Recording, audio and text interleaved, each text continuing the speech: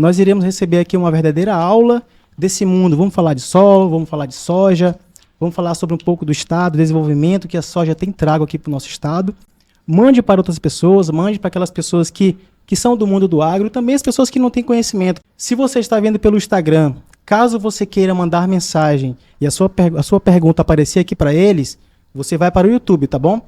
Tem um link do YouTube aí também, quem está pelo Instagram, aí na bio tem um linkzinho do YouTube, tá bom? É só ir lá para o YouTube que você manda a sua pergunta e a produção coloca aqui pra gente para perguntar aqui do Valdinei e do Murilo, tá bom, pessoal? Então eu agradeço mais uma vez pela participação de vocês. E agora eu vou passar a palavra para o meu amigo Murilo. Seja bem-vindo, meu amigo. Murilo Ferrari, presidente da ProSoja Roraima. Seja bem-vindo. Obrigado, Diego. Dizer que é um prazer estar aqui, cumprimentar esse seu estúdio aqui, que tá muito bonito aqui, tá muito... Obrigado, irmão. Estamos se sentindo muito bem aqui. Cumprimentar o professor Valdinei, especialista em solos. Esse bate-papo vai ser muito importante para a gente demistificar muitas coisas e trazer o que a gente está fazendo na agricultura de sustentabilidade. Obrigado, eu que agradeço a tua presença, tá, meu amigo? Seja bem-vindo, fique à vontade, o programa é seu e a gente vai tratar sobre muito assunto interessante aqui, tá bom? Professor, seja bem-vindo, fique à vontade. Obrigado, Diego, e também queria dar um alô aí para os ouvintes, né? Que são as pessoas mais importantes aqui nesse contexto dessa discussão que a gente vai ter aqui, né? Porque todo mundo precisa entender que não existe algo mais importante para a vida do que o alimento. E o alimento é a agricultura que faz, é o homem do campo que sua todo dia para produzir esse alimento. Verdade. E esse alimento, ele vem de um recurso natural muito importante que está lá segurando tudo, chamado solo, certo? Por isso a gente está aqui à disposição para falar dessa temática, né, envolvendo todo esse contexto da produção de alimento. Verdade. E muita gente, né, como eu, pessoal, não tem muito conhecimento nessa área, por isso que nós trouxemos os dois professores aqui para dar uma aula para a gente. Muita gente acha que o solo não é importante, ele acha que é só chegar lá e plantar, esse solo é fértil, vamos plantar aqui. Mas não, né? Deve ter toda uma produção ali, toda uma preparação do solo, não é isso, Murilo? Nós temos aqui no Lavrado de Roraima, naturalmente ele é um solo de baixíssima fertilidade. Pela formação geológica dele, daí o professor vai explicar bem melhor, mas a gente se depara com um solo que não tem nada para planta.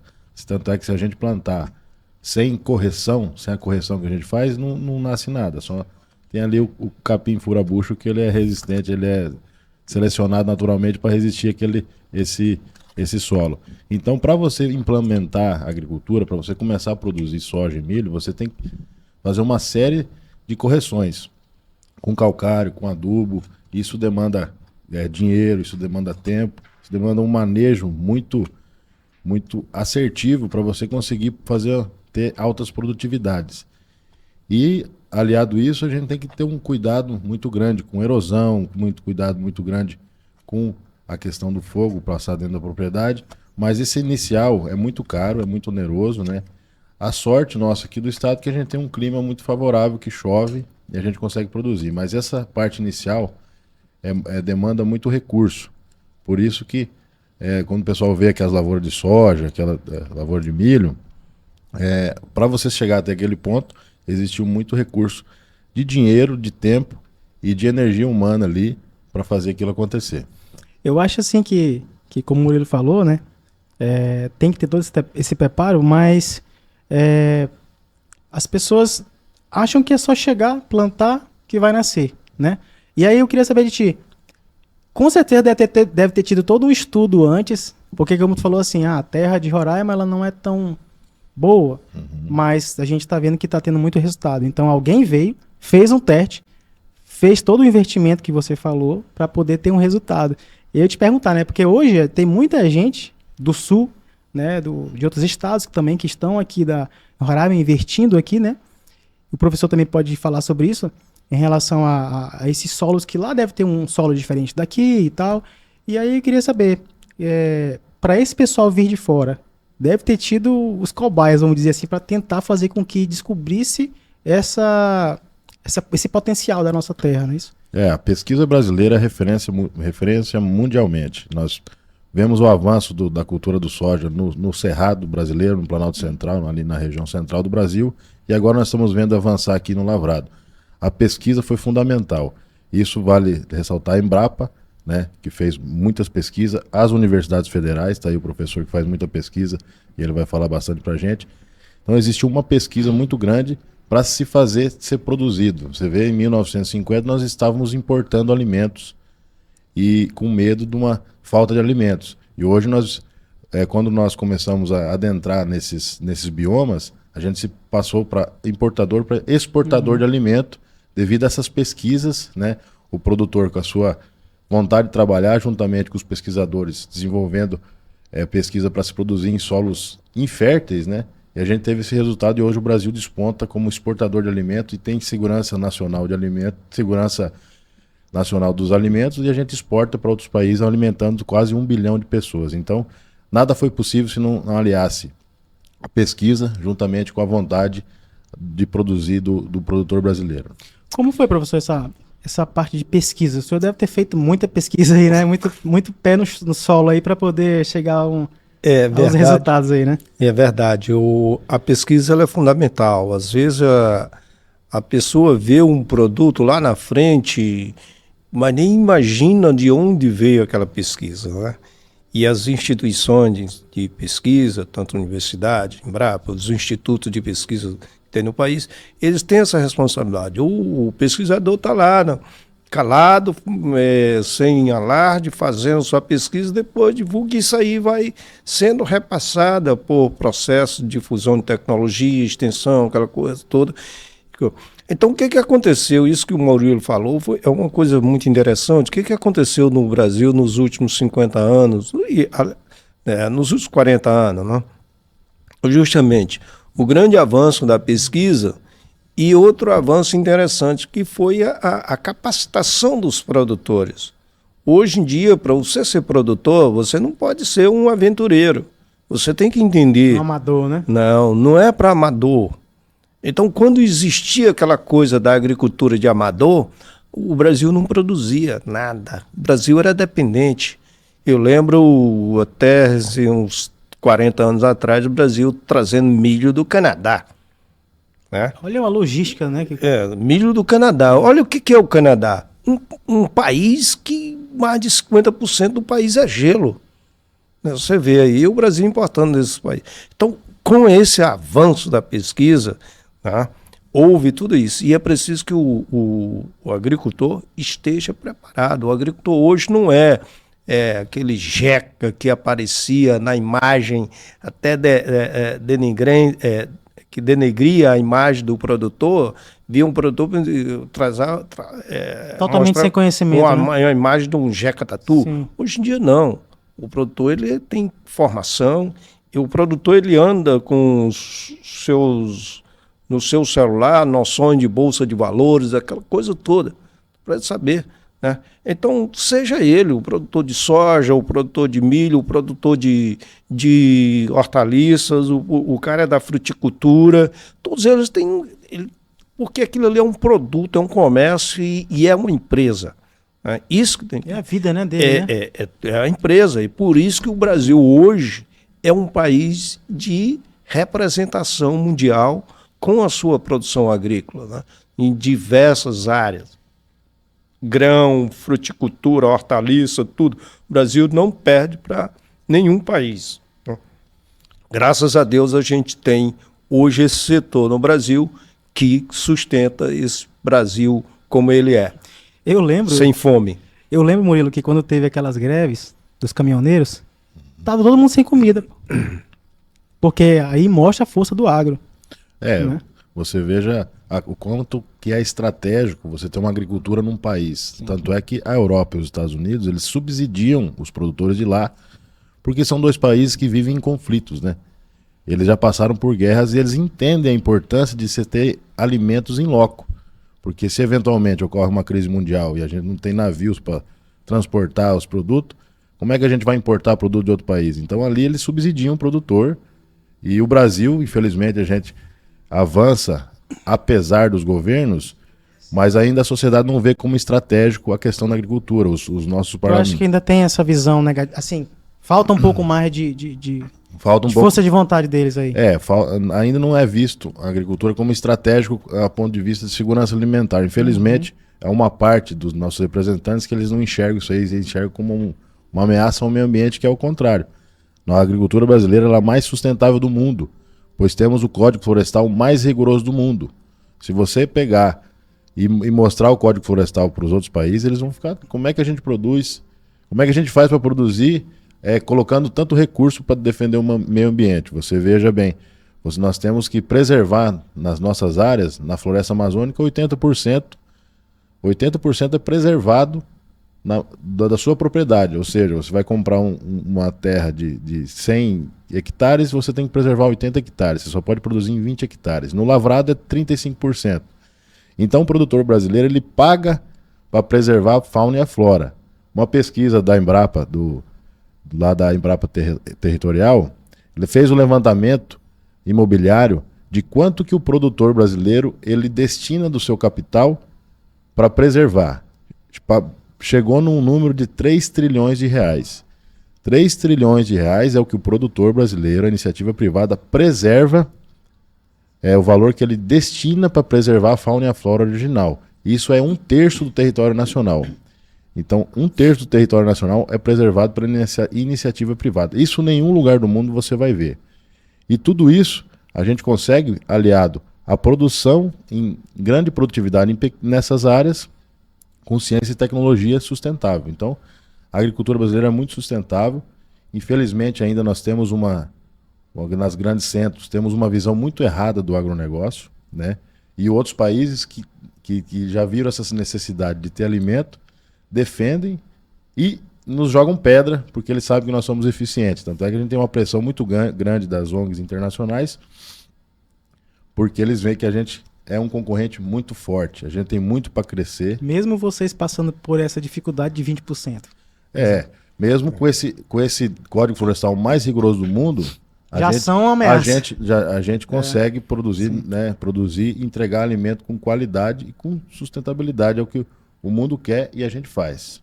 Interessante. Hoje o Brasil consegue, além da sua produção para o interno, ele tem produção para alimentar mais de 1 bilhão de pessoas no mundo, no restante do mundo. Então isso aí é importante, porque vem um papel que a gente estava falando da pesquisa, né?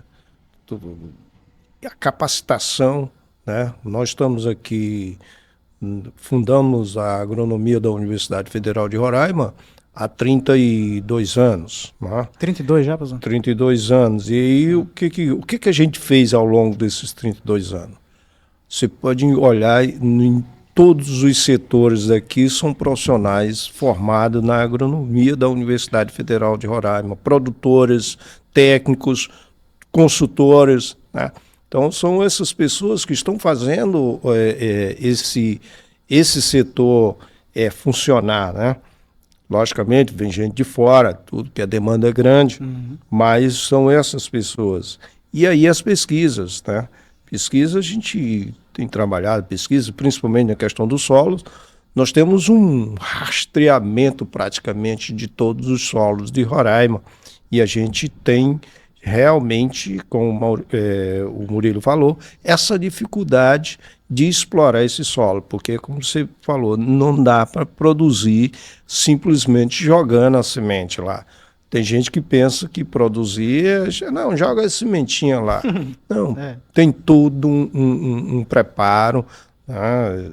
Tanto dependendo, inclusive, da cultura, né? Você tem que colocar mais água, e aí você tem que trabalhar com a eficiência de uso da água, você tem que trabalhar com a eficiência do uso do fertilizante, né? Você tem que fazer outra coisa nos sistemas produtivos. Você tem que mitigar uma coisa chamada emissão de gás, efeito estufa. E o produtor hoje, graças às pesquisas, tecnologia, ele faz um trabalho interessante que é justamente os sistemas produtivos, incorpora, aumenta a matéria orgânica no solo, certo? Se você está aumentando a matéria orgânica no solo, você está deixando de emitir CO2 para a atmosfera. Engraçado que o senhor está falando dessa situação aí, mas como o Murilo falou, né? Muitos olham com o olhar de que o agro ele está provocando Aquecimento global. Isso. São Tá leigos, dificultando, né? são E aí o senhor está leigos, falando algo totalmente diferente. leigos, baseado em eu estrutura. vou citar outro exemplo aqui. Todo mundo, os leigos que não conhecem o que é o sistema agrícola, o sistema produtivo, e a soja é tratada como um vilão. Mas eu vou te dar o exemplo. Se hoje em Roraima fosse produzir 130 mil hectares de soja, sem um manejo, sem as tecnologias que foram desenvolvidas, seria inviável, porque ia se gastar, sabe quanto? Em torno de uns 60 mil reais só com adubação nitrogenada, certo? Olha a importância das pesquisas. E aí veio uma pesquisadora, descobriu uma bactériazinha que faz o trabalho, né? Ela pega o nitrogênio da atmosfera, quebra aquele nitrogênio, que está na forma de N2, esse nitrogênio é absorvido pela planta. E sabe quanto é que ele gasta aí? Se fosse hoje, deve ter gasto aí uns 2 mil reais. Não chegou nem 5 mil. Ao invés de gastar 60, gasta 2. Gastar 60 mil. E sabe o que acontece nisso? Nesse sistema não emite 1 grama de óxido nitroso para a atmosfera, que é o gás de efeito estufa. Olha, isso aí é importante. Essa pesquisa, professor, já é algo que está sendo feito ou é só uma... O produtor pratica isso. Já está em ação. Seria inviável cultivar soja sem essa bactéria. O custo de produção de adubo nitrogenado é muito alto. Então, quanto de energia, só de energia não seria gasto só para produzir esse adubo? Porque as indústrias de fertilizantes, principalmente nitrogenado, o custo é muito alto. Então, a redução aí... Então, essa questão da mitigação dos impactos negativos é muito grande. Tirando outras culturas, né, que aí se beneficia, quando você tira uma cultura dessa, você entra com milho, ou seja, já tem um benefício total, reduz. Então é isso. É que é importante que as pessoas entendam, né, todo esse sistema produtivo para que comece a valorizar mais a agricultura. Verdade. Muito se faz nesse tema de aquecimento global. Está muito discutido que nós vamos receber uma COP aqui em Belém, né? A COP 30 vai ser sediada pelo Brasil. E está todo mundo falando sobre esse tema de aquecimento global.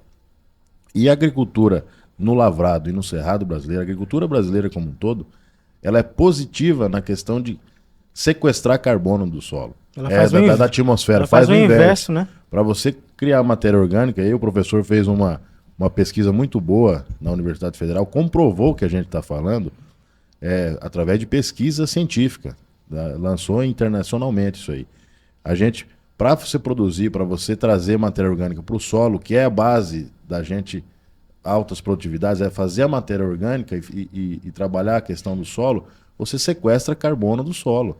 E essa bactéria que ele falou, que é a Bradyrhizobium, ela permite a gente não precisar usar a adubação nitrogenada, que para você produzir a ureia, existe muito gasto de energia e é gasto de CO2 também, e acontece esse fenômeno que também é a liberação de NO2 que a gente evita.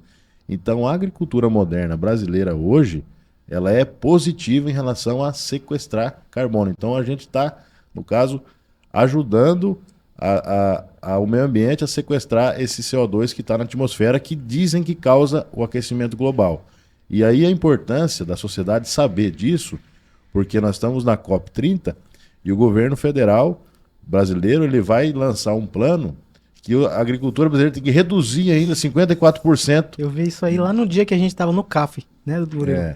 Eu falei, caramba, como é que pode? Os caras já trabalham já apertado ali, com o código ali apertando eles, e agora vão ter que diminuir mais para poder abrir os gastos para outras áreas. Para a indústria, para o comércio, pois isso, Aquela palestra lá do Daniel Vargas foi fenomenal. E ele ainda questiona as métricas usadas, porque a agricultura na Europa e nos Estados Unidos, Você, para produzir lá, você tem que gradear a área porque tá para acelerar o degelo.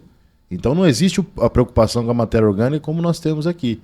E lá eles usam muito fertilizante químico, né, que a gente está cada vez mais reduzindo aqui pela biologia do solo, pelos insumos biológicos. Então a diferença, diferente as métricas deles, a pecuária deles é no confinamento, é aquela coisa de grãos pro gado. Aqui a gente usa pastejo. E o pasto, a planta, faz fotossíntese e ela sequestra carbono da atmosfera. Então, a agricultura brasileira é positiva e eles fazem a métrica deles como a produção deles. Eles não olham para o que a gente está fazendo aqui. Por isso a importância da pesquisa, comprovar, como já foi comprovado que no lavrado a gente fica esse carbono no solo, e a divulgação das mídias, como o seu trabalho aqui. É muito importante isso aí, a gente difundir isso aí para defender o que a gente está fazendo aqui. Né? Vai falar, doutor. O importante nesse sistema, e aí nós temos já um sistema já bem aceito pelo produtor, sistema plantio direto, rotação de culturas, isso é importante. E aí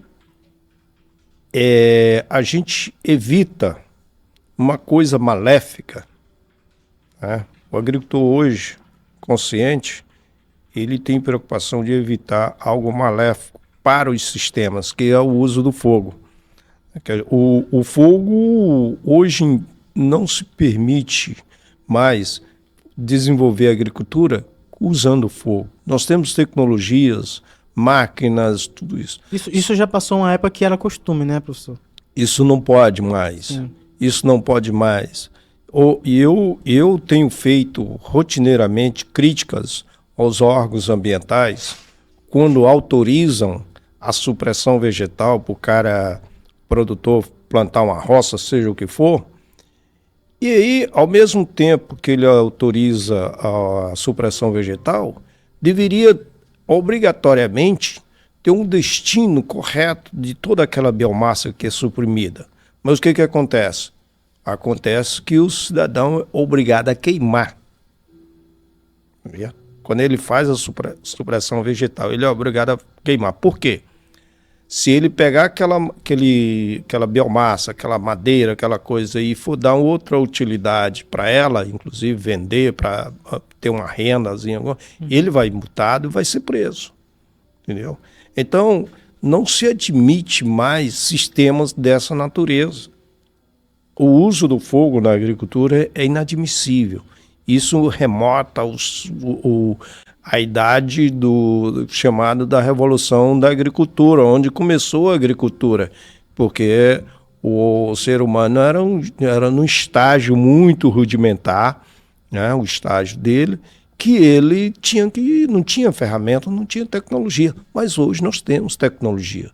Nós temos tecnologias e temos profissionais. E outra coisa, o produtor rural, ele tem que ser considerado um empresário rural. Ele não pode ser um morador rural, é diferente de um produtor rural. O morador rural é aquela figura que mora lá no campo por uma condição imposta ou por opções, né? E o produtor rural não, é aquele que produz e a propriedade dele é uma empresa, seja o que for. Ele pode tá criando galinha, ele pode estar produzindo feijão, ele pode estar produzindo milho, feijão verde, milho verde, está produzindo abóbora, ele tem que entender que aquilo ali é uma empresa e ele tem que ter dinheiro. E ele tem que fazer o quê? Usar o solo corretamente. Né? Sem fogo, quando você coloca fogo, além de esse problema de o fogo se alastrar para os diferentes ecossistemas, ele está queimando a matéria orgânica que está ali, está queimando os micro-organismos, né? E está disponibilizando todo aquele nutriente que estava ali na matéria orgânica, e vem uma chuva, carrega tudo aquilo ali, né? Vai para os rios, né? Vai enriquecer as águas dos rios, eutrofizar as águas do rio. Isso é inadmissível. Então, é preciso que a gente tenha uma campanha e tenha uma conscientização de todos que fogo não é ferramenta da agricultura. Eu já ia perguntar do senhor, em relação a essa, já que o senhor tocou no assunto de fogo, né? Quais são os impactos negativos que o fogo causa, né? Além desse que o senhor falou.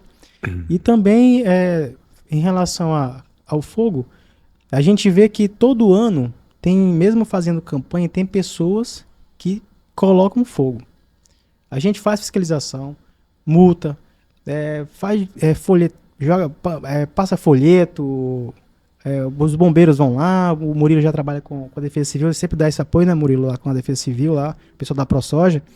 Então, assim, a gente vê que mesmo assim tem pessoas que colocam fogo nas propriedades e muitas vezes eles perdem o controle e saem queimando tudo, vai embora. Quantas vezes a gente já subiu o serra aqui vai apagar fogo aí, né? E aí eu queria saber a opinião do senhor em relação a essas pessoas, se o senhor quiser dar um recado para eles, fique à vontade. Dessas pessoas, isso é uma questão cultural, certo? Isso é algo que vem dos primórdios e ainda está arraigado em algumas cabeças, né? Principalmente aquelas cabeças menos esclarecidas, menos instruídas do ponto de vista tecnológico. E também tem a questão financeira, né? O carinha tem seu lote, ele tem um capim lá, né? Jogou o capim naquele modo em cima do toco, tudo. E chega um momento que ele diz que quer renovar o pasto, né? E aí o que ele faz? Ele toca fogo. Porque é barato. Então esse renovar é entre aspas... Esse renovar dele, ele está degradando e ele está correndo o risco de queimar outras propriedades, né? E aquilo ali ele está empobrecendo cada vez mais o solo. O Murilo falou dos países americanos, Europa, tudo. Os solos lá são totalmente diferentes dos nossos aqui. Os solos nossos aqui, eles precisam que a gente entre com uma certa quantidade de aporte nutricional, promova sistemas que aumentam a matéria orgânica para melhorar a condição dos micro-organismos do solo, certo? Diferentemente dos Estados Unidos, eu morei lá 1 ano, eu via como é que era aquele solo, solos férteis, mas por quê? Porque um período é gelado, o outro período é quente. Então eles aproveitam aquela janela do quente para cultivar, mas não dá tempo aquela matéria orgânica se decompor rapidamente e ir embora. Então os solos são escuros na grande maioria, boa fertilidade. Logicamente tem uma contribuição geológica, né? Que aí a gente pode comparar, digamos, que é o caso dos solos do lavrado aqui, né? Que a gente chama savana, lavrado. É justamente esses solos que nós temos aqui são solos altamente intemperizados. O que é isso? Temperizado quer dizer desgastado quimicamente, então ele perdeu muito dos seus nutrientes, né, ao longo do tempo, né? Se você fazer uma viagem no tempo aí, né, vamos dizer aí, vamos trazer aí de 30, 60 milhões de anos para cá, muitos desses solos estavam em outras posições, e aí eles já eram bem temperizados lá. E o processo geológico formou esse solo aqui do lavrado, já com esse material que veio de outro lugar já pobre. Então, o que você vê, nasceu pobre. Então, é diferente das condições tropicais, temperadas, é diferente das condições tropicais. Aqui a dinâmica é mais intensa, né? Então, a floresta ela está numa dinâmica muito grande, então tal que ela não consegue, ela não armazena muito carbono no solo também não, porque a dinâmica é muito grande, que a gente chama de ciclagem biogeoquímica. Ela armazena praticamente o carbono está na vegetação, né, e no solo. Então é preciso que a gente adote sistemas que aumente carbono no solo nessas nossas regiões tropicais. E aí o produtor já vem praticando bastante, com plantio direto, rotação de cultura. O que é rotação de cultura? Você usar uma cultura de uma família e no ano seguinte plantar, no sistema seguinte plantar de outra família. Planta uma soja, planta o milho, planta uma braquiária, planta feijão, e assim vai, tá? É dessa forma que os sistemas sustentáveis funcionam. Se não for dessa forma, não funciona. Teve uma coisa, algo que o senhor falou em relação aos produtores estarem atualizados e terem esses conhecimentos. E aí o Murilo, eu queria saber dele, já que ele é lá é o presidente da ProSoja lá, Murilo. Eu queria saber de você em relação aos produtores de um modo geral, como vocês fazem para dar esse aporte aí, esse suporte para os produtores, para adquirir esses conhecimentos, buscar esse conhecimento? Vocês têm esse movimento? Como é que funciona isso na prática em relação a eles ficarem mais preparados, né, para poder trabalhar diariamente, produzir bem, como você falou, em relação ao solo, né, trabalhar bem com o solo? Como que vocês dão essa orientação para eles? Onde que eles buscam esse conhecimento? Como é que funciona em relação à ProSoja? Existe... O plantio direto é algo bem difundido no Brasil, né? Cerca de 1970 já se vê falar, já começou, deu início. E a gente vê na prática, né? A gente está percebendo dia a dia que se a gente não aumentar a matéria orgânica, nós não vamos produzir. Então, a gente vê, a gente observa, juntamente com as pesquisas da Universidade Federal, com a Embrapa, que a gente sempre está estudando, sempre está levando informação, mas é na prática. A gente vê áreas que a gente não consegue formar palhada, de um ano para o outro, a produtividade cai. Então é comum entre nós a gente já saber que precisa na matéria orgânica. A gente só está precisando saber, a gente precisa muito de pesquisa ainda, como ser mais eficiente nessa produção da matéria orgânica. Porque às vezes a gente não consegue, corta as chuvas, a gente não consegue implementar de fato uma planta forrageira que vai nos beneficiar, e a gente acaba perdendo o time, usando uma que não vai. E a gente vê de um ano para o outro que se a gente não fomentar essa matéria orgânica, essa plantas de cobertura, a produtividade vai cair. A gente observa nítido isso aí. E por isso que a gente se preocupa muito com a questão do fogo. Às vezes a gente consegue formar, e é dinheiro. Você comprar uma semente de braquiária, comprar uma semente de mileto, você operacionalizar, plantar isso aí, e daí no período da seca, a planta vai morrer naturalmente. Vai terminar o ciclo dela, ela vai morrer, e pela falta de chuva vai ficar aquela matéria seca em cima. E por isso que a gente se preocupa tanto em combater o fogo. Nós fazemos aceros, né? Nós estamos nos finais de semana. Usa as próprias máquinas, né?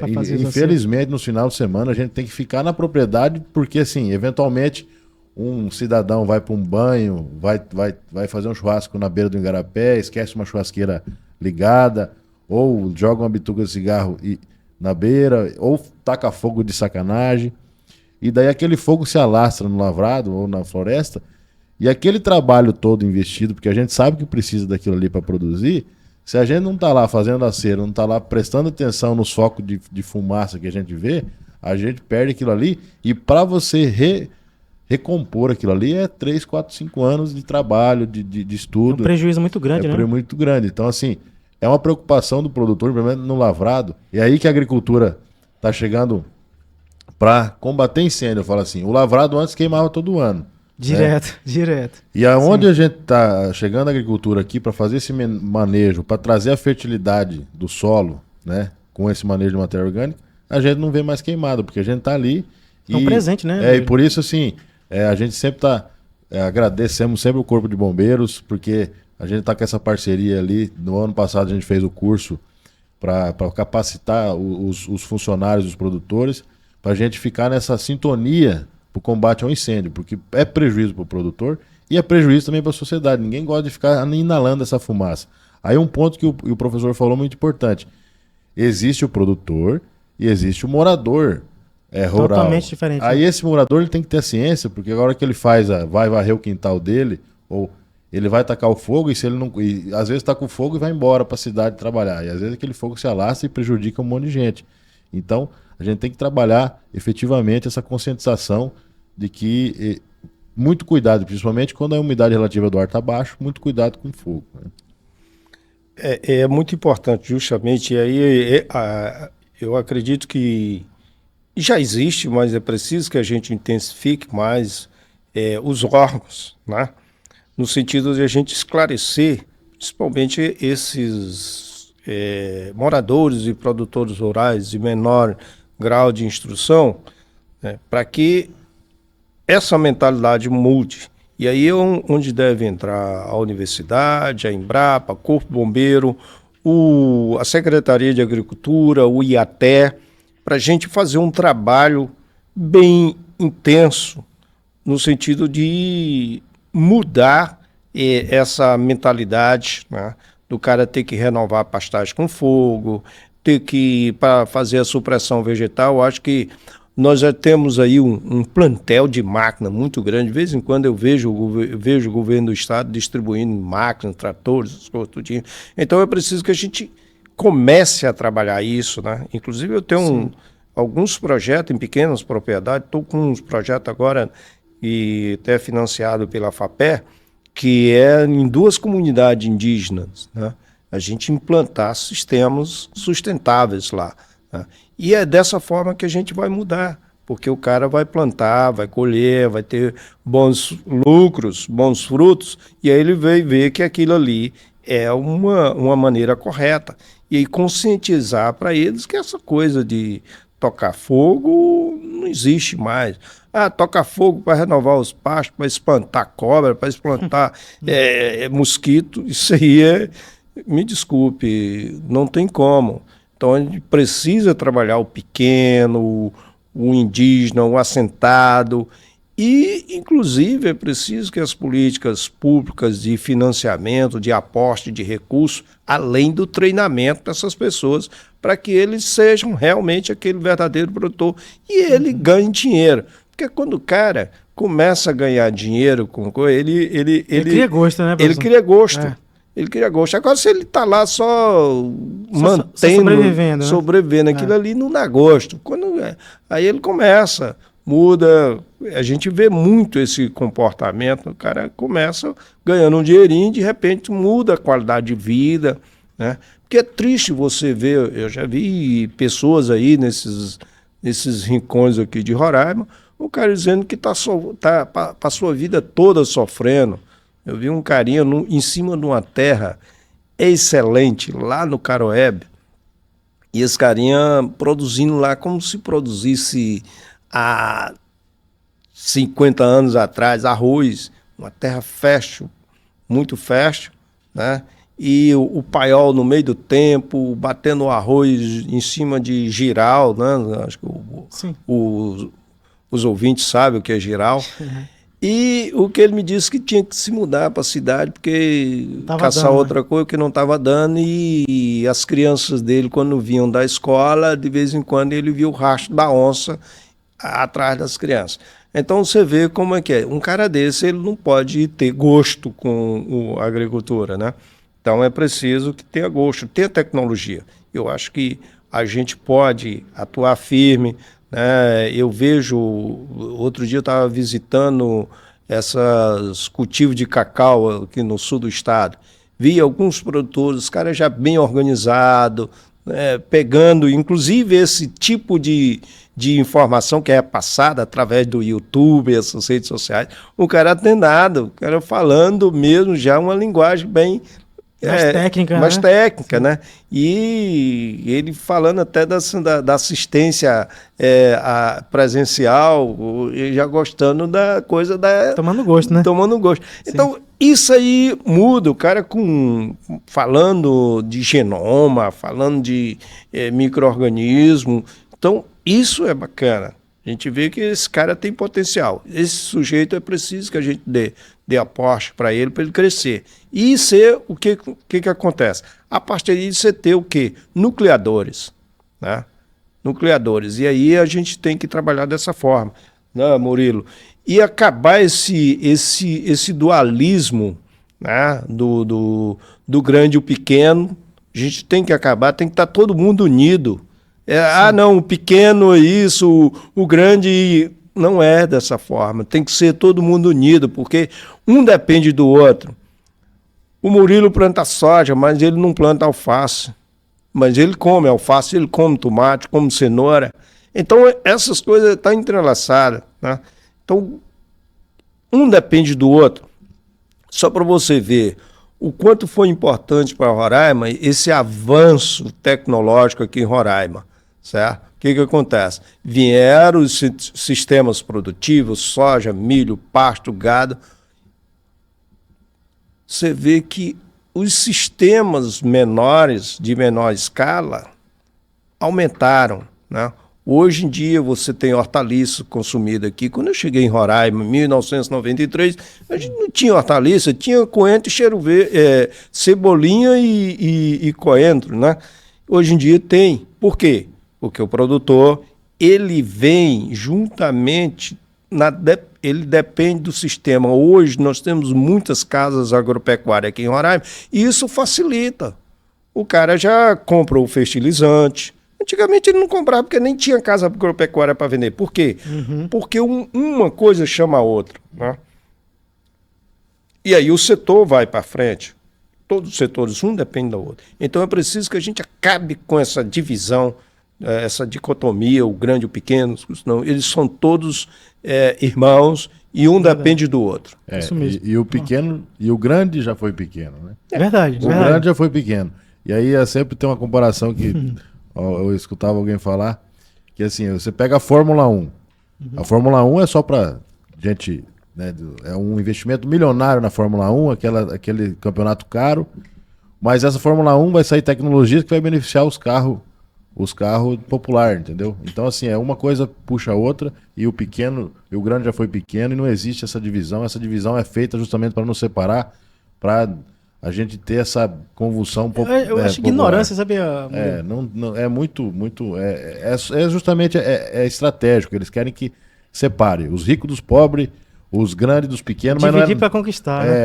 Isso não existe, não existe. São irmãos também. Eu acho que tem uma pergunta aqui. Se tiver pergunta, coloca aí, produção, pra gente. Acredito que chegou pergunta, eu vi 2 perguntas aí, eu acho que o pessoal mandou. Aí coloca aí antes que eu faça essa... Vai colocar agora que eu já vou ter outra pergunta para fazer pro Murilo, tá? Se tiver... Opa, chegou, vamos lá. Quais são os principais desafios enfrentados hoje pela ProSoja? Opa, Rodrigo Salles, obrigado, meu amigo Rodrigo Salles. Fica à vontade, Murilo. Nós, assim, a ProSoja, para quem não conhece, a ProSoja é uma entidade que ela representa os agricultores, né? Nós somos a voz do agricultor no campo. Então, os desafios enfrentados pelos produtores brasileiros são inúmeros. A gente, como falei, além da gente ter um código florestal mais rigoroso do mundo, e a gente tem que cumprir, e a gente tenta cumprir, existe uma série de burocracias em órgãos ambientais, tanto estaduais como federais, e várias interpretações dessa lei, que muitas vezes o agricultor ele fica 1 ou 2 anos aguardando uma licença ambiental para começar a sua atividade. Então o cara compra uma fazenda, gasta um dinheiro todo dele e ele não consegue produzir, porque hoje você não produz na Amazônia, em lugar nenhum do Brasil, se você não tiver a licença ambiental. Você não consegue vender o seu produto. E todo um trabalho por trás. Principalmente a soja e o milho, você não vende o seu produto se não tiver licenciado. E a espera dessa licença, às vezes demora 1 ou 2 anos, pela burocracia danada, que, né, o Brasil ele é um burocrata, né? Muita burocracia. Esse produtor fica com o dinheiro empatado e não consegue produzir. Então a gente, pela ProSoja, a gente sempre está trabalhando para tentar dar celeridade juntamente aos órgãos ambientais estaduais ou federais, para que esse produtor consiga ter essa regularização ambiental o mais ligeira possível. E os desafios do produtor hoje é logística, né? Logística brasileira é a pior do mundo. Nós temos a maior produção do mundo com a pior logística do mundo, e a gente consegue ser competitivo no âmbito nacional. Então imagina como que os... né? Então a Roraima é a pior logística ainda do Brasil. Então se o Brasil é do mundo, Roraima é pior do que o Brasil, né? A logística pesada da gente, que a gente enfrenta muita dificuldade, a gente precisa transpor essas dificuldades. Nós temos muita pressão internacional. Todo o tempo a gente tem muita pressão internacional. Novas demarcações indígenas onde não existe. Aquela perseguição de alguns órgãos ambientais federais que qualquer coisinha, nós ganhamos multas milionárias, que às vezes a multa... Estão sustentando a União, né? Que às vezes a multa que a gente recebe, se vender a fazenda, não paga a multa, né? Então é muita pressão que a gente sofre, principalmente para se produzir na Amazônia, que a gente tem que enfrentar. E não é fácil, às vezes. E também tem momentos como esse que a gente trabalha para pagar as contas, porque o preço internacional cai, o dólar cai, juros. Nós vamos trabalhar a próxima safra com os juros mais caros da história. Então, para você contratar um financiamento, você vai pagar um juro de 14% ao ano. E aí a sua rentabilidade, você não vê viabilidade no seu negócio. E às vezes você trabalha justamente para trocar figurinha. Trabalha o ano inteiro e não sobra nada. Então são esses os desafios que o produtor brasileiro, e nós como entidade, a gente tenta trabalhar com os responsáveis, com os parlamentares, com para tentar minimizar isso aí, né? E a gente pergunta isso em relação ao mercado internacional. Como o mercado tem influenciado os produtores aqui do estado, né? De forma negativa, o dólar, exportação. Como que vocês têm passado dificuldade em relação a isso? Porque uma hora o dólar está lá em cima, está embaixo, aí tem notícia do mercado financeiro, aí tudo aumenta, baixa. Como tem sido para vocês esses momentos, assim, como produtores aqui do estado de Roraima? Nós vivemos 2 anos com altas produções mundiais, né? Tanto nos Estados Unidos como no Brasil. Esse ano, por exemplo, o Brasil colheu safra recorde. E os Estados Unidos vai tender para colher safra recorde. Então, onde existe muita oferta de produto, o preço cai. Uhum. Aliado que nós aqui, especificamente Roraima, nós só temos um porto, né? Que só temos praticamente uma empresa que faz a exportação. E esses prêmios, a logística é tão pesada para você conseguir exportar que o preço está muito baixo pela oferta e pela dificuldade de exportar via Rio Amazonas ali, o porto, o prêmio do porto está subindo, por exemplo, está subindo soja lá no resto do Brasil, a gente está observando, e aqui não está subindo. Então a gente tem essas penalidades através da logística e um pouco pelo mercado internacional, pela oferta, e agora o dólar, você vê o dólar dando uma recuada, também afeta no preço da soja. Então são vários fatores que o produtor tem que ficar esperto, porque vai ter anos que ele vai vender a soja dele, vai ficar faltando dinheiro para pagar as contas. Isso é rotineiro na agricultura. Além da gente pegar o dinheiro, enterrar e contar com o clima, né, que a gente enterra dinheiro. O cara fica, tipo assim, com o dedo cruzado pensando para dar certo. Tem isso, Rodrigo? Tem. Nós estamos enterrando dinheiro.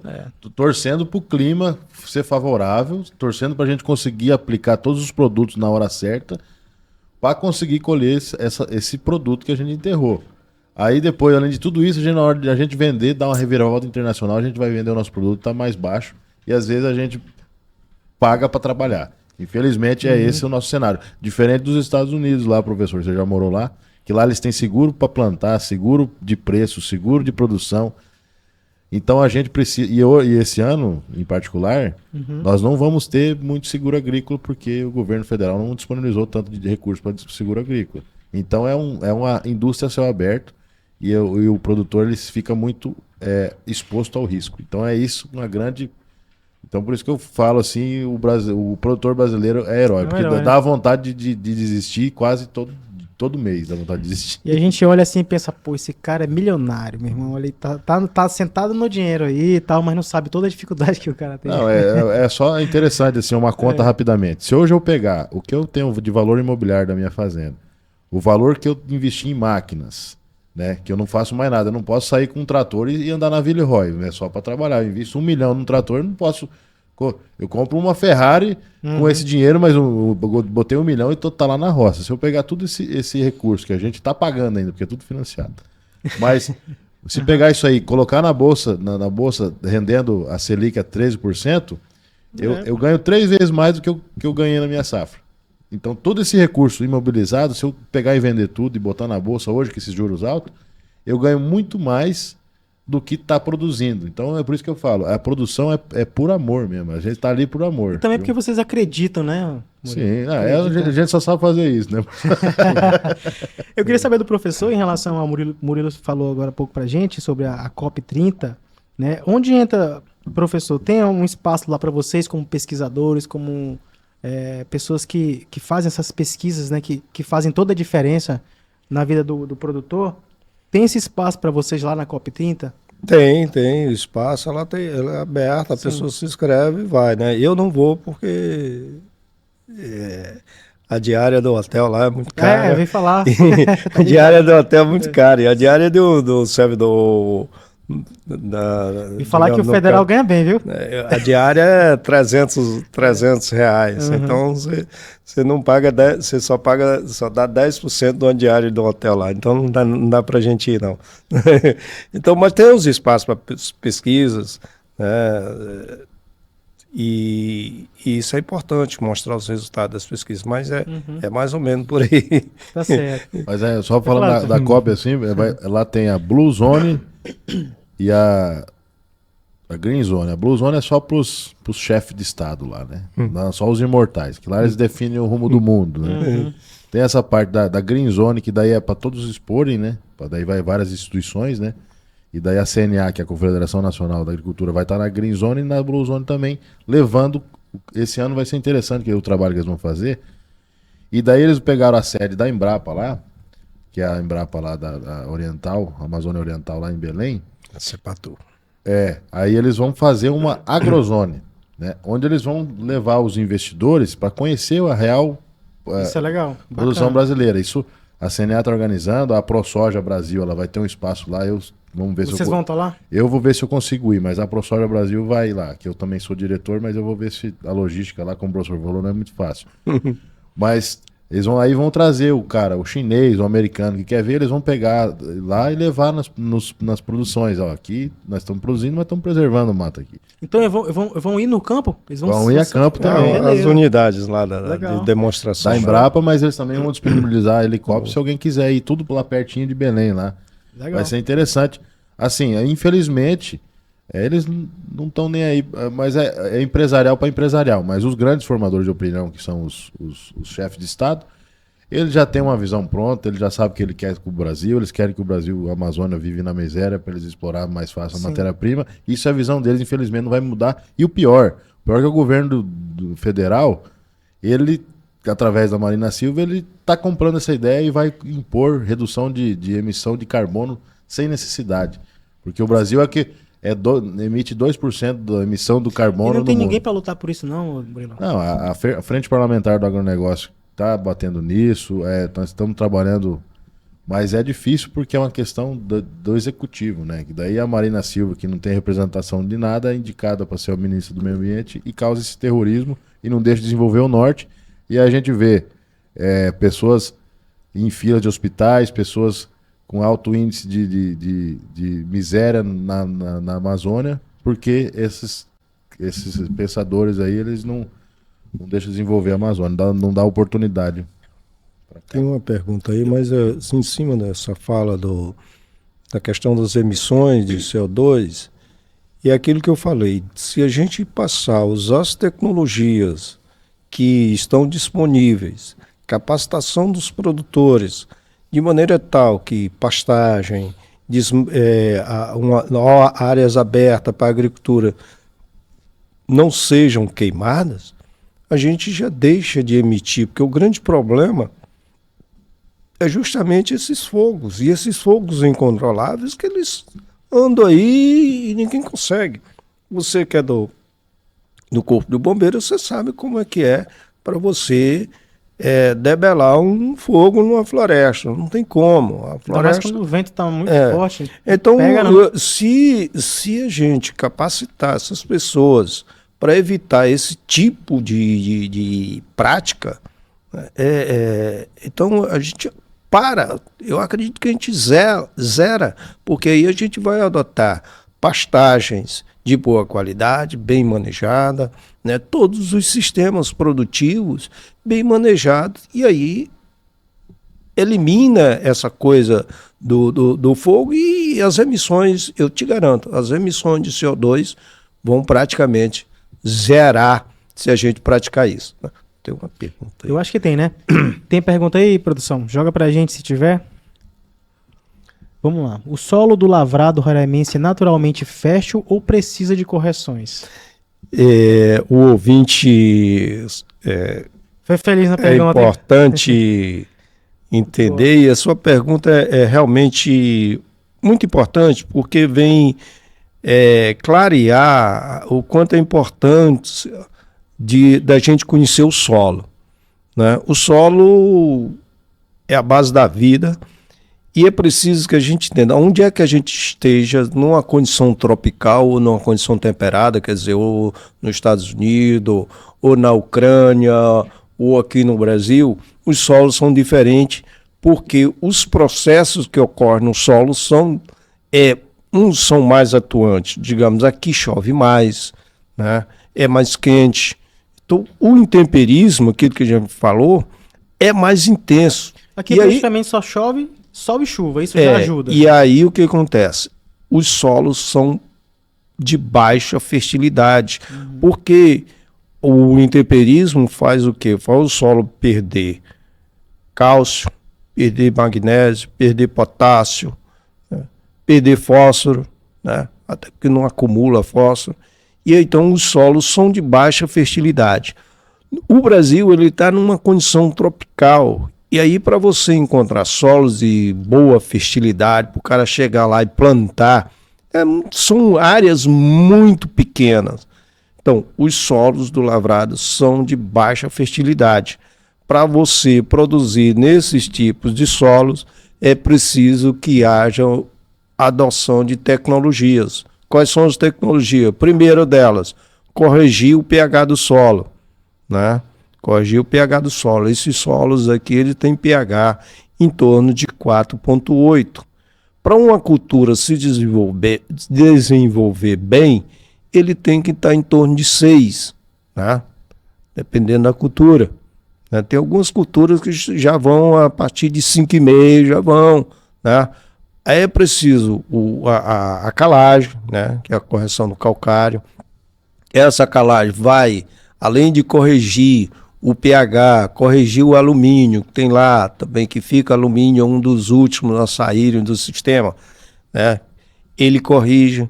Aí ele vai adicionar cálcio e magnésio, isso na calagem, que é importante para a planta. Sem cálcio, sem magnésio, ninguém... a gente, sem cálcio, a pessoa idosa já começa a ter osteoporose, né? Você vê a importância do cálcio. Tá? Então, sem fósforo, o solo não tem fósforo. Para um sistema de cultivo funcionar bem, o solo tem que ter acima de 10 ppm de fósforo. No solo de Roraima, se você encontra 2, 3, já encontra muito em superfície. Então as culturas não vão. E fósforo é importante. O fósforo é um elemento importante na questão energética. Sem fósforo você não consegue nem pensar. Certo? Se eu não tivesse fósforo na minha estrutura aqui, eu não estava nem conseguindo nem falar, pensar. Então é preciso que entenda que a gente tem que fazer adubação fosfatada. Potássio, né? Uma fruta é doce, por quê? Porque o potássio ele é um translocador de substâncias que vão lá enriquecer os carboidratos que vão deixar a fruta mais doce. Então é preciso se colocar potássio. Você precisa colocar micronutrientes, né? Tem um exemplo, o zinco, né? O zinco, se não botar zinco, a cultura do milho ele não cresce. Ele fica arrosetando, né? Fica não alonga. E aí, então você vê a importância. Então é preciso que haja correção desses tipos de solos, dos nossos solos, que aqui nós temos o que a gente chama latossolos e agissolos, que são os em maior quantidade aqui no lavrado. Então, ouvinte, nossos solos, para produzir, eles precisam de nutrientes. Agora eu pergunto, não, mas o lavrado não está aí há muito tempo? Tá aí há muito tempo. O caimbé, o mirixi, a sucuba, o capim do gênero Trachipog, Andropog. Agora, quantos anos eles passaram aí se adaptando a essa condição muito de baixa fertilidade? E, principalmente, com o ser humano tocando fogo nele aqui. Como é que um capim desse o que a gente deveria estudar era melhorar, fazer um trabalho de melhoramento genético desse tipo de capim, para ver se a coisa melhorava mais ainda. Então, não dá para trabalhar o lavrado, né, na condição que ele sem todo esse preparo, natural, né? E principalmente com essa agressividade muito grande que é o fogo. Você sabe, eu tenho um registro de fogo aqui, eu já fiz datação aqui de fogo aqui, tem registro de fogo de 13.500 anos. Né? 7.000 anos. Tem várias regiões no lavrado, eu fiz a datação. Então você vê que é um processo que essas plantas estão lá sofrendo essa agressividade. Se não fosse essa agressividade, ela seria muito mais exuberante. Certo? Então, imagina num cenário positivo, né? No caso, o solo sem esse costume de fogo, esses 20% aí, Murilo, diminuindo aí essa abertura para vocês trabalharem melhor sobre esse negócio aí do meio ambiente, essa pressão que vocês têm, diminuindo isso, tendo mais a liberdade para produzir, seria um cenário perfeito aqui para a gente. Vocês já estão, como você falou, né, sendo uma certa ameaça para os governos externos em relação à produção para outros países. Imagina nesse cenário mais positivo. Como é que não seria? Com certeza, né? Com a questão ambiental, a gente tem que preservar, né? Questão de abertura de área, a gente tem que preservar mesmo e o problema é a transferência. Eu acredito que o ônus da preservação teria que ser estatal, né? Tu acha que cada estado teria que ter a sua responsabilidade em relação ao meio ambiente? Eles já têm. Interessante que as reservas federais, né, e estaduais as que pegam mais fogo porque não existe não conseguem fiscalizar. Você vê nos dados, não conseguem fiscalizar o tanto. Mas assim, essa questão de preservação, assim, a gente consegue trabalhar em cima disso. A diferença do Brasil é que, por exemplo, nos Estados Unidos, na Argentina, é o Estado que faz. Eles vão preservar e o produtor compra 1.000 hectares e ele vai plantar em cima dos 1.000 hectares. O Brasil tem essa ônus. Mas com certeza, se a gente tivesse uma logística boa, tivesse toda essa questão, esse apoio, né, mais crédito, mais barato, seguro agrícola, nós ia incomodar muito mais gente, viu? Tanto é que a preocupação deles é porque quanto mais a gente produz produto mais barato, mais eles vão ter que subsidiar o produtor dele, porque é questão estratégica. Então, e eles não querem que nós desenvolva. Sacanagem. Isso que todo mundo compra essas narrativas prontas, né? Vai lá, assiste aquela Greta gritando, Eu acho que tem piorado mais. WWF lá, eles compram essas narrativas. O brasileiro compra essas narrativas, mas ele não sabe que ele está sendo escravizado para ficar na miséria. Né? Tu acha que tem dificultado mais de uns 4 anos para cá, 8 anos, como essa questão aí dessas narrativas, essa certa perseguição com o agro aí? Eu vejo assim, quando tem oferta de alimentos, eles vão fazer de tudo para que, né, a questão é questão comercial. Né? Essa questão climatológica é tudo questão barreira comercial, tudo questão comercial. A gente viu há 3 anos, 4 anos atrás, quando teve uma grande crise na Argentina e faltou soja no mundo, ninguém questionou a produção de soja na Amazônia. E agora, quando tem muita oferta, eles começam a questionar. E é puramente questão comercial. Eles não querem que se desenvolva, principalmente a Amazônia, porque eles querem pegar recurso natural barato. Aqui é uma questão estratégica para o mundo. Uhum. E o triste ver o brasileiro defendendo essa tese. Né? Eles não vê que onde existe miséria, não existe preservação. Só existe preservação quando o cara tem condição para preservar. Você acha um coitado lá no meio da Amazônia, não tendo oportunidade de trabalhar, ele vai se preocupar em jogar o lixo dele numa cesta, ele vai se preocupar vai comprar uma roçadeira lá para roçar, ele vai tacar fogo, ele vai se preocupar em preservar, ele vai ter que cortar aquela madeira para se subir. Ele vai se preocupar em fazer um banheiro, ele vai fazer suas necessidades nos rios. Então, onde existe miséria não tem preservação. Lá na própria COP30 em Belém, é 10% somente da população que tem acesso a saneamento básico, 90% joga tudo suas fezes nos rios. Então é uma hipocrisia danada. E o pior é que o brasileiro está comprando essa narrativa aí. E a gente não pode deixar isso acontecer. A gente tem que desenvolver a Amazônia, e é possível desenvolver a Amazônia com sustentabilidade. A gente está provando isso. Tá aí o professor que falou muito bem sobre produzir com sustentabilidade. É possível.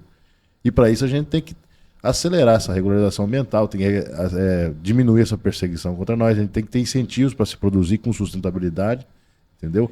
É possível fazer isso, só que é uma pressão internacional que não quer que desenvolva. Tu acha que acho que com certeza, né? Não é só uma narrativa financeira, algo voltado para financeiro, mas político principalmente. Existe a questão ideológica, né? Existe a questão ideológica que a gente acompanha, que é puramente ideológica, que a gente viu o nosso país vizinho, a Venezuela, né, que deixou o país na miséria para continuar no poder. Né? E também existe a questão comercial, porque aqui é uma região estratégica, o mundo vê isso aí como quintal de casa, que ali vai ser futuro, aqui tem mais recurso d'água, aqui tem mais recursos naturais, minérios, enfim. Mas é complicado. Isso tudo é o desafio de se produzir na Amazônia. Né? Isso tudo, não só em Roraima, mas a Rondônia, constantemente. A gente sofre com isso, mas a gente não vai desistir, não. Vocês devem ser uma categoria muito unida, né?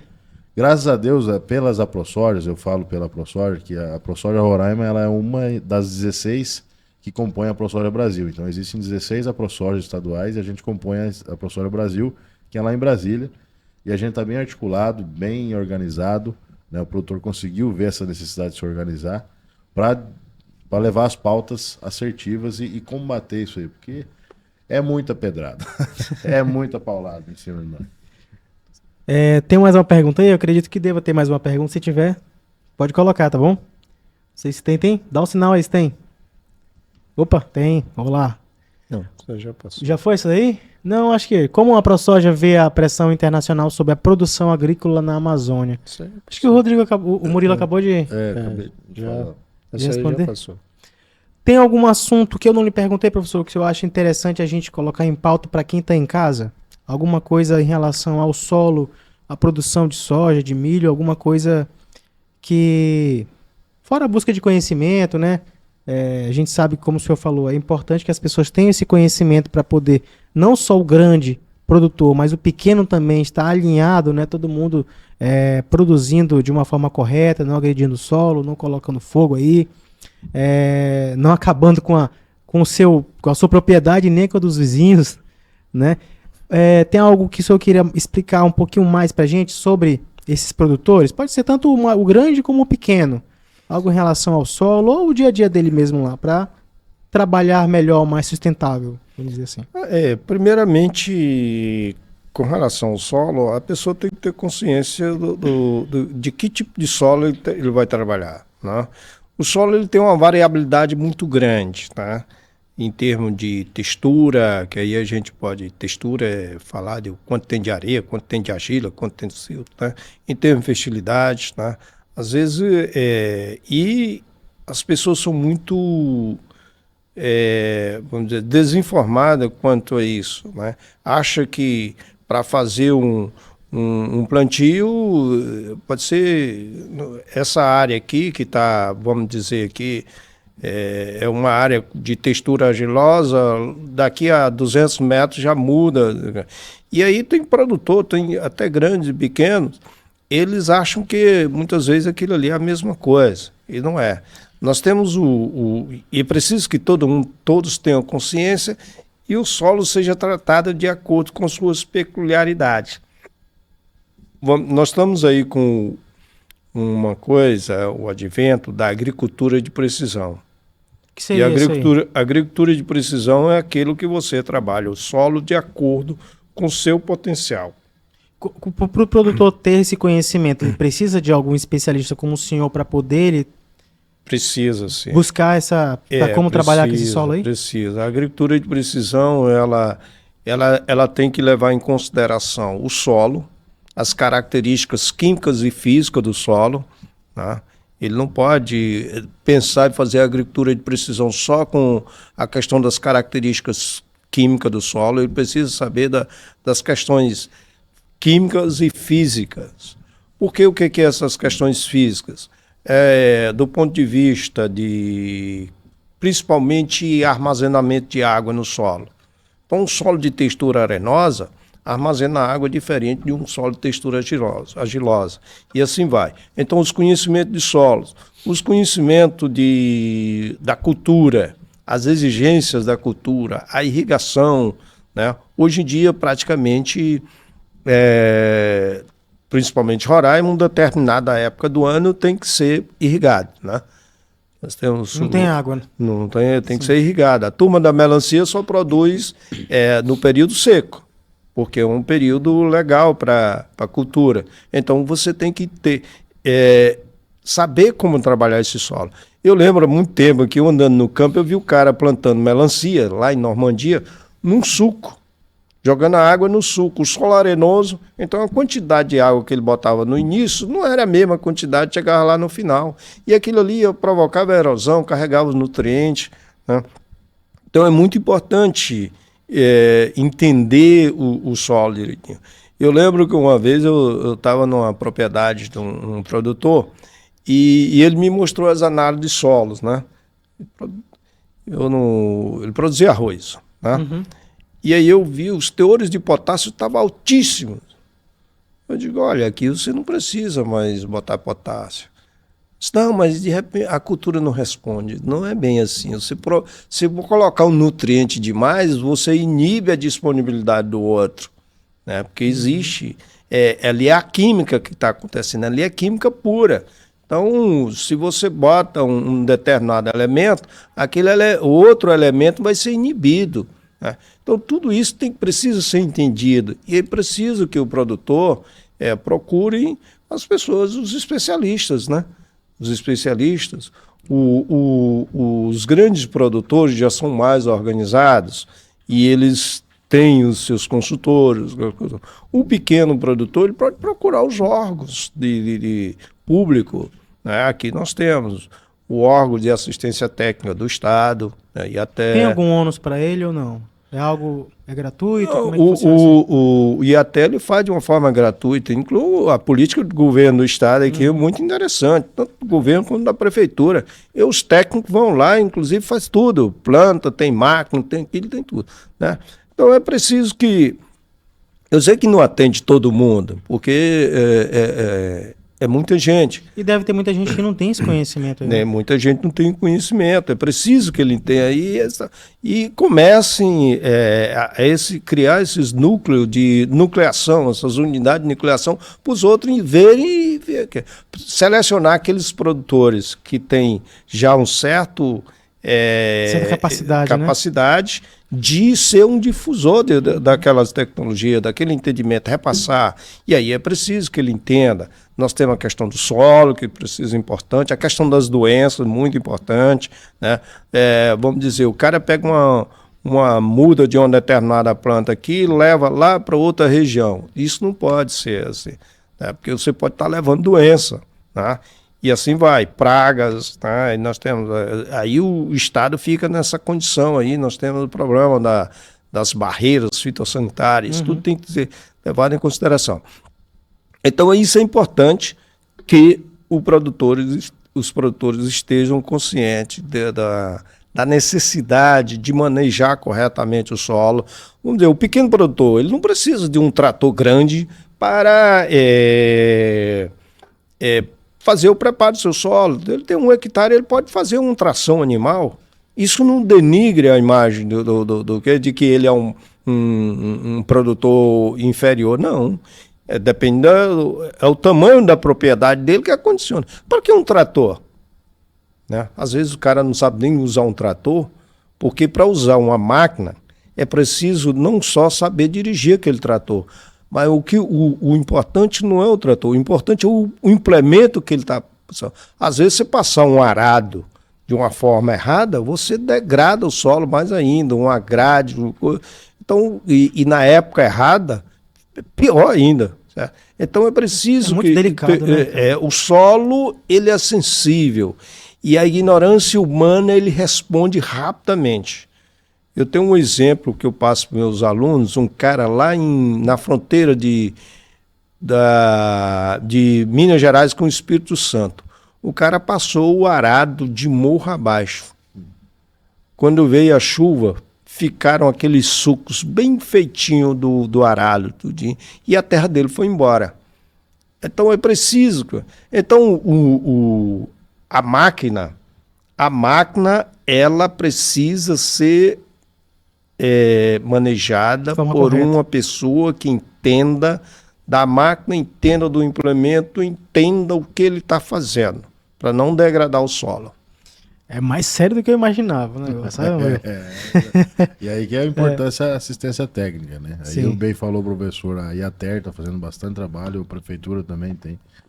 O doutor tem que, quem quer começar a atividade tem que buscar assistência técnica para não dar esses erros, senão... O cara vai ter mais prejuízo, né? Coloca outra pergunta que apareceu agora, eu acho que é sobre a ProSoja. A ProSoja investe em parcerias com universidades e institutos para inovar no setor? Com certeza. Nós temos um trabalho muito bacana lá com a Universidade Federal lá, que é com o professor Alessandro, que ele tem um grupo de pesquisas lá, que ele incentiva os alunos a fazer pesquisas e também a se conectar com o setor, né? Ali, os alunos que participam desse grupo de pesquisa, que é o GTE, Eles antes de formar já estão praticamente empregados, porque a iniciativa privada ela quer isso, ela quer quem é proativo. Então a gente está sempre trabalhando com eles, sempre está lá levando as demandas, dando algum suporte financeiro. A Embrapa também, a gente sempre está levando as demandas com a Embrapa, sempre fazendo parceria com a Embrapa. Agora nós vamos trazer variedades da Embrapa para começar a testar aqui, né? E sempre está procurando tudo que a gente tem de oportunidade para levar aos obstáculos que a gente sente na agricultura, a gente está levando. Sempre está buscando parceria, tanto públicas também como privadas, fazendo convênios, para de fato a gente superar esses obstáculos que não são poucos. Essa ação que o Murilo está falando, isso é muito importante, porque quanto mais próximo os sistemas produtivos e as unidades de produção de conhecimento e capacitação da pessoa estiverem mais próximos, melhor, porque existe aí há uma sincronia. Sincronia de ideias, né, professor? Do ponto de vista de que gera uma demanda por um determinado problema, gera uma demanda para pesquisa. Ao mesmo tempo, a gente está dando feedback com a capacitação de um profissional que é absolvido naquele mercado.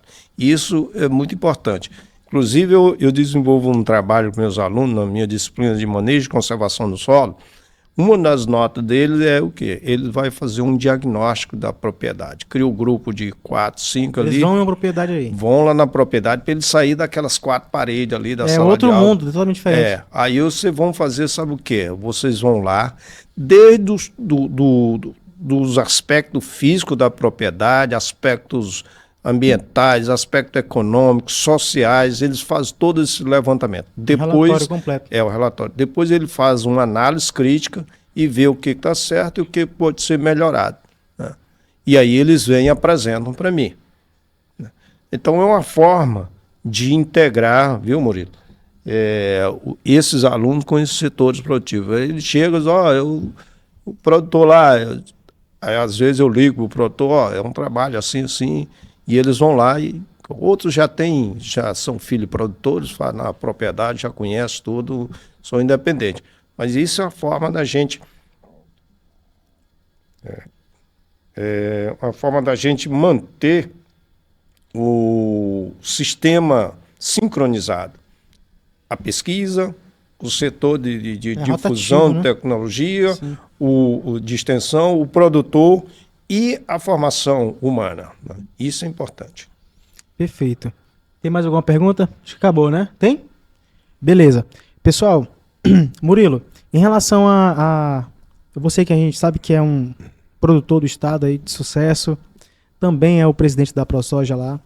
Assim, eu peço que você dê uma orientação ou uma opinião tua ou uma mensagem para as pessoas que estão assistindo a gente, que não são produtores ou que pensam em ser ou que já são produtores, que são do teu ramo também, que vivem o que você vive, né? Mande uma mensagem para eles. Pode ser qualquer tipo de mensagem, ou uma motivação, ou algo, ou mensagem da ProSoja no geral, para o pessoal que está assistindo a gente aí. Fica à vontade, irmão. Para quem já é produtor, sabe que quando a gente inicia essa atividade é uma paixão, né? A gente começa quando a gente... Tem um ditado que fala assim, uma frase que fala: quanto mais a gente se aproxima da terra, mais a gente se aproxima de Deus. Então quem está produzindo ali no dia a dia, olhando para o céu e orando para que tudo dê certo, esse contato com Deus Então quando a gente se inicia, ser produtor é uma coisa de paixão, vocação e paixão. E quando você está na atividade ali, você vê o seu fruto, né, do seu trabalho de fato, né, porque você está produzindo um fruto. E poder alimentar outras pessoas é muito, muito gratificante. É uma atividade que a gente faz, muitas vezes, por amor. E a mensagem para quem é produtor é que em momentos de dificuldade, como estamos passando, por exemplo, no caso da soja, mas no momento de dificuldade a gente sempre tem que se apegar naquilo que a gente pede, que é Deus. Então a mensagem para os produtores é que as dificuldades são imensas, principalmente se produzir no estado, assim, no Brasil e aqui no estado, mas com essa fé que a gente tem em produzir, em colher, a gente vai superar os obstáculos sempre. E para quem não é produtor, queira conhecer um pouquinho da nossa atividade. Nós estamos de portas abertas ali na ProSoja para tirar todas as dúvidas. Também acredito que a Universidade Federal é uma grande difusora de conhecimento, e também a gente sempre está levando eles até a universidade para conhecerem. E a mensagem é justamente isso: a agricultura brasileira, ela é a mais sustentável no mundo, ela traz segurança alimentar para o brasileiro, e não comprem narrativas prontas, não aceitem serem escravizados, porque quando a gente está comprando nessas narrativas prontas, a gente está sendo escravizado, a gente está exportando empregos para outros países e não deixando a gente se desenvolver aqui. Tu lembra da tua primeira colheita, tua mesmo? Lembra? Qual foi a sensação aí? Exatamente. Na verdade, eu sempre fui... quando me entendi por gente, eu estava em cima do trator, né? Sim. Mas assim, eu me lembro a primeira vez que eu dirigi uma colhedeira, né? Que foi uma colhedeira mais velha que meu pai tinha lá. Ele falou: você quer aprender, você dirige essa mais velha aqui. Se você quebrar, não tem problema. E eu só colhi as curvas de nível. E assim, a primeira vez que eu colhi uma carga de soja e vi que eu tinha capacidade de operar aquela máquina, isso foi muito, muito gratificante, eu lembro até hoje. E o primeiro plantio meu que eu fiz sozinho, que foi aqui em Roraima, de fato eu plantando mesmo, meu pai estava no Paraná e deixou eu tocar aqui. Quase perdi várias noites de sono para ver se eu conseguiria produzir. Quando eu colhi, foi muito gratificante. Então, assim, essa mensagem de quem começa na atividade dificilmente sair, viu? Professor, só que tem uma mensagem aí para os alunos, o pessoal que convive com o senhor na faculdade, seus alunos aí de manejo de solo, outros especialistas que acompanham seu trabalho, agricultores, pessoal que produz também, que conhece seu trabalho, que com certeza já tiveram algum benefício com as suas pesquisas, né? Pessoal da faculdade, produtores. Alguma mensagem que o senhor queira deixar para esse pessoal aí, ou para os agricultores também, né? Que podem estar assistindo a gente. Fique à vontade. O que eu tenho que falar, principalmente eu quero fazer 2 mensagens aqui, para principalmente os profissionais, que eles tenham amor, né? Aquilo que faz, né? E que não se esqueça o aprendizado, né? Não sejam lutadores. Eu acho que se você se forma em agrônomo, vamos dar um exemplo, que é a nossa... E você pegar, não precisa muita terra, qualquer quantidade, 1 hectare, 5 hectares, e começar a produzir com tecnologias, você se dá bem, certo? Então, é isso que eu digo. Muitas vezes é melhor do que estar ganhando um determinado salário aí que não te dá retorno e não te capacita, né? E que a universidade, a gente está à disposição dos produtores para qualquer demanda, né? E a gente possa discutir. A universidade está aberta, a gente possa discutir essas demandas, as necessidades. É de graça. Ninguém cobra nada. E a outra coisa que eu gostaria de falar, e aí vai para o público em geral, é cada vez que você bota uma colher de comida na boca, né, dê graças a Deus ao sistema de produção agrícola do nosso país, né? E uma coisa importante: evite o desperdício, porque no momento que você está desperdiçando alimento, você está levando o encarecimento da cadeia de produção. Então, eu faço um cálculo que o mundo tem 8 bilhões e meio. A FAO diz que em torno de 1 bilhão tem problema de nutrição, mas ficam aí 7 bilhões e meio.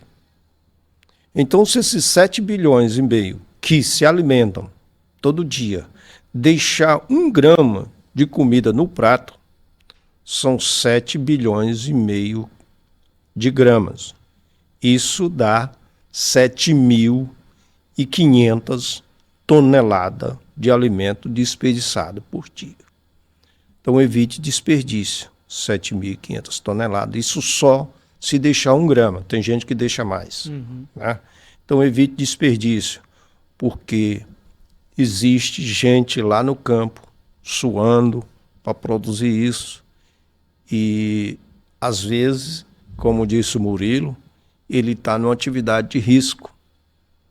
Ele tem prejuízo, ele tem lucro, né? Ninguém sabe o que passa com ele lá. E aí nós temos os recursos naturais que são usados. Quanto mais eu desperdiço, mais pressão sobre os recursos naturais. Se eu jogar o alimento todo fora, ele vai encarecer e o sistema vai ter que produzir mais. Vou ter que abrir mais área, vou ter que gastar mais dinheiro, gastar mais fertilizante para produzir. Então é preciso que a pessoa que esteja nos ouvindo entenda isso. E lembre-se, nada de alimento vem de fora da terra, a não ser o peixe que vem da água, mas o peixe que está na água, essa água é enriquecida com nutrientes que vêm do solo. Entendeu? Se não tiver nutriente na água não existe o fitoplâncton para os peixes se alimentarem, e assim vai. Então o solo é o grande fornecedor de nutrientes, e a gente tem que preservar, conservar, porque conserva quando se está usando. Então lembre-se que, então não pense que uma pizza que você está comendo vem de outro lugar. A pizza tem o milho, tem o trigo, tem o ovo, tem o queijo, e assim vai. Tem a carne, dependendo, tem a azeitona, tudo isso vem de onde? Verdade. Vem do produtor, é o suor do produtor, é aquele cara que está lá no campo, pegando o sol direto, né? Não é todo mundo que quer ir para o sol, né? Ficar lá, e às vezes é sol e noite, dependendo. Eu lembro uma vez, lá no Piauí, eu encontrei uma garotinha que ela estava lutando para montar um sistema de produção e tinha muita água lá, mas o problema era a energia. Aí tinha um programa de energia barata, mas só durante a noite. Aí ela ia durante a noite fazer a irrigação das frutas dela. Então, olha o sacrifício que uma jovem dessa faz para poder ter alimento para vender, né? Ela se manter, logicamente, ganhar o dinheiro e ter alimento para aquelas pessoas que vivem na cidade, que não produzem. Certo. Perfeito. Antes de a gente acabar, coloca a produção algumas fotos daquela que a gente tem aí do professor com alguns alunos, eu acho que pesquisadores. Pode colocar aqui, professor? Pode. Se puder colocar aí algumas fotos. Só diz onde foi isso aí, professor? Onde foi esse momento aí? Isso aí foi lá no Acre, me convidaram para um evento de sustentabilidade lá e falaram dos solos, como deveria ser usado o solo, né? Perfeito. Pode passar aí. Isso daí foi. Isso aí é uma expedição científica do Amazonas e Pará, 80 pesquisadores, né? A gente saiu de Manaus, fomos até Santarém e a gente ia estudando os solos dessas regiões de várzeas, né, do Amazonas. Isso aí é um trabalho de campo com os alunos da pós-graduação, né, os alunos de mestrado, doutorado. Né, então, ó, nós temos um professor da Nigéria que veio fazer pós-doc aqui, né? O outro nigeriano faz mestrado, aluno do Instituto Federal, faz doutorado com a gente. E aí, isso aí a gente ia em direção ao Trairão. Quando a gente sai daqui, a gente consegue ver diferentes feições de solo, né, daqui para o Trairão. Então dá para a gente dar aula bastante. Isso aí foi um momento que eu sempre, quando eu vou ao Piauí, eu visito a Serra da Capivara, que ela conta uma história da natureza muito interessante, a geologia, tudo, os sedimentos, né, que tem aí em torno de 300, 400 milhões de anos, né? Só um momento. Beleza. Aí. Agora coloca só aquele videozinho lá que a gente iniciou, só pra gente mostrar aqui uma alguma pequena imagem aqui, da Murilo aí. Produção total aí do pessoal da soja. Coloca pra gente aí aqui na tela. Eu acho que a gente vai ver um pouquinho das imagens. Joga aqui na tela, na TV pra gente aqui. No telão. Aí, Murilão, fica à vontade aí. Mandar um abraço pra Fabrício aí, da Agiliza Marketing aí, que fez esse vídeo aí. Sim. Pode soltar, dá o play aí, se puder. Aqui na TV. Até chegar nesse momento aqui, teve muito serviço, hein? Até chegar nesse ponto de colheita aí, nesse grão aqui produzido, a gente falou muito bem do que o produtor, ó, desde o começo ali acompanhando, trabalhando, né?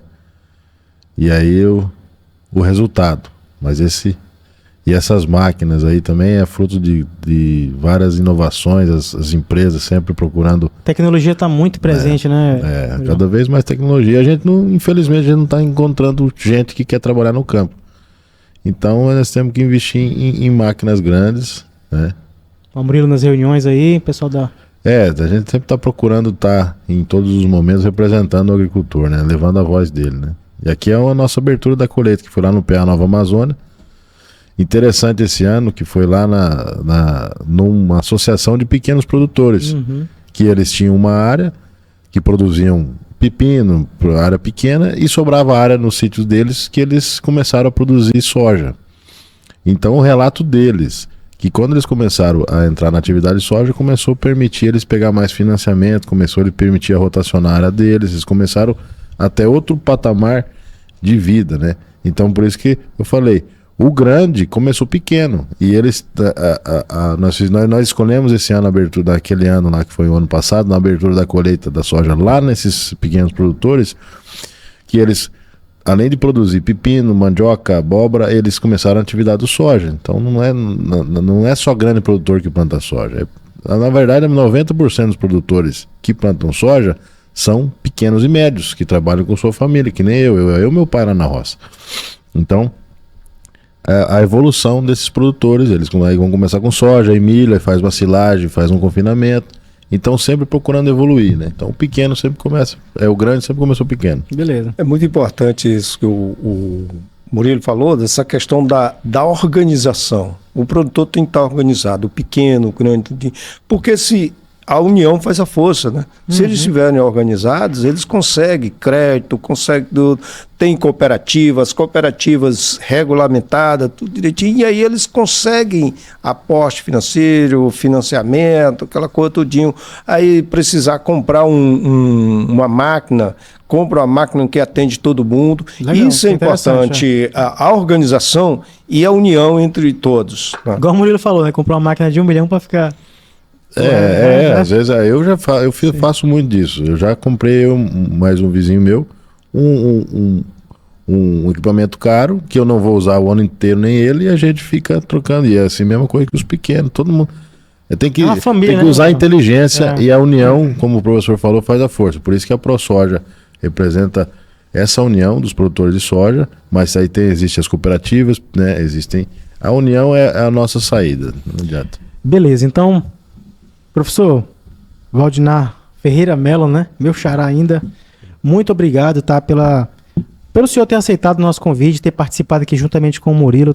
Trago aí grandes ensinamentos de anos de estudo, que tenho certeza que o senhor já deve ter uma história muito grande, né? Nessas áreas. Com certeza deve ter contribuído muito para a Universidade Federal. Vários alunos que hoje já estão formados e trabalhando e praticando, né? E fora os agricultores, né? O pessoal do agro também, que o senhor ajuda bastante aí com o seu conhecimento. Os pequenos e os grandes, né? Então, agradeço o senhor por ter vindo aqui. Essa foi só a primeira oportunidade que a gente está dando ao senhor para participar aqui e trazer um pouco do seu conhecimento. Outras oportunidades virão, né? E a gente está de portas abertas aqui para receber o senhor. E muito obrigado, viu? E a universidade também está de portas abertas, os demais colegas, para a gente divulgar o que a gente faz, né? Às vezes a universidade é um pouco acanhada na divulgação, mas isso é importante a gente divulgar e a sociedade saber que a gente tem muita coisa a fazer. A gente não só dá aula. Se eu der só aula, eu era muito livre, assim. Mas a gente faz pesquisas, a gente traz recurso para a universidade, faz projeto, traz recursos, dá um acompanhamento àquelas comunidades carentes, principalmente, discute as demandas com os produtores, né? E isso é que a sociedade tem que ver o quanto a gente faz, né, para a sociedade, né? E a universidade, é preciso que a sociedade veja mais a universidade como uma instituição dela. E a Universidade Federal de Roraima é uma instituição pública, gratuita, o estudante para estudar lá não paga nada. E outra coisa, se ele for um bom estudante, ele recebe a bolsa de iniciação científica, que custa R$700. Olha aí, você não paga nada, ainda se for um estudante de baixa renda, tem uma redução no restaurante, né? Tem o ticket transporte, aquela coisa de... Então, é importante que a sociedade abrace a Universidade Federal de Roraima e procure encher aquela sala de aula de gente, porque vai estudar de graça e tem professores altamente capacitados em todas as áreas.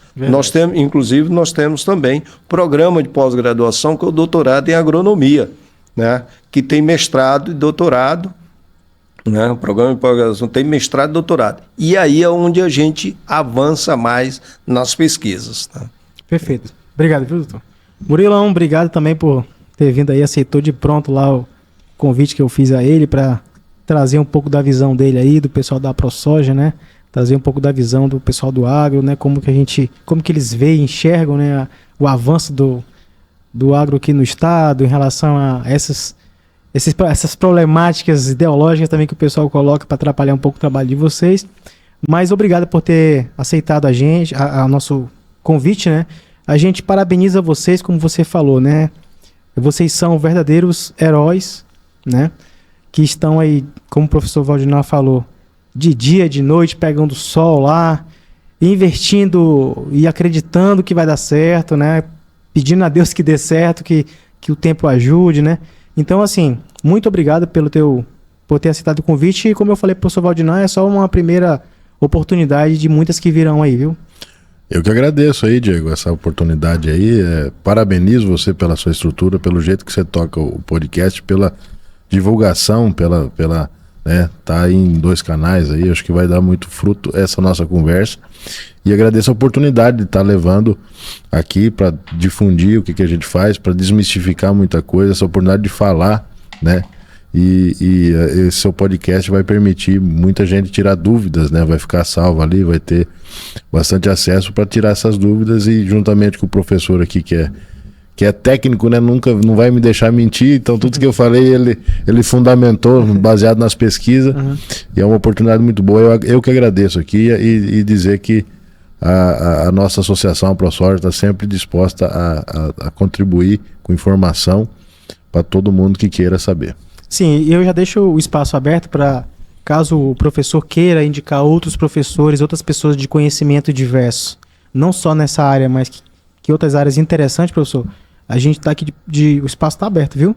E você também, Murilo, quiser também mandar o pessoal de lá, da ProSoja, outros agricultores, outros produtores, trazer eles aqui para a gente trocar uma ideia, você pode vir junto também, mas temos 4 cadeiras, né? Eu tirei uma aqui porque só estou eu aqui, mas poderia ter outra pessoa aqui também, uma roda de conversa, e aí surgindo ideias lá que queiram trazer para a sociedade conhecer, né?